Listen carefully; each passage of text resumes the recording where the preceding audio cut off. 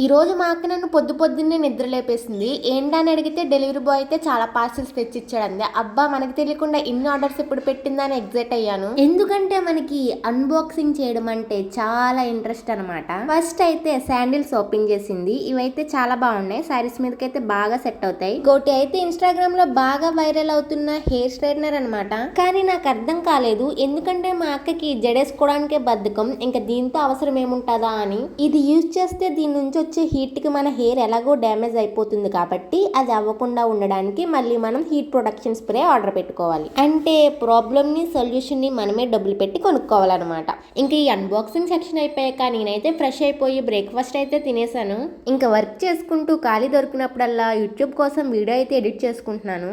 మీకు వచ్చే అరాకొరా వ్యూస్ కి అన్నేసి గంటలు కష్టపడి ఎడిట్ చేసుకోవడం అవసరమా అని నా ఇన్నర్ సెల్ఫ్ ఎప్పుడూ నన్ను అడుగుతుంది. బట్ మన పనిని మనం సిన్సియర్ గా చేసుకుంటూ వెళ్ళిపోవడమే మంచిది కదా.